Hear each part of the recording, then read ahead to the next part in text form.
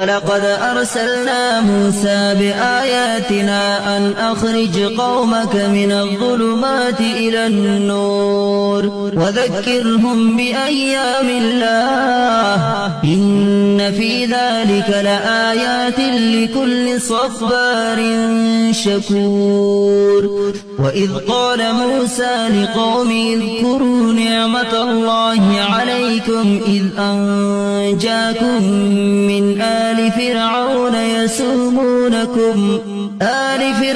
يسومونكم سوء العذاب ويذبحون أبناءكم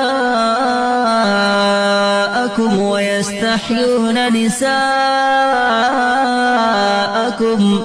وفي ذلكم بلاء من ربكم عظيم.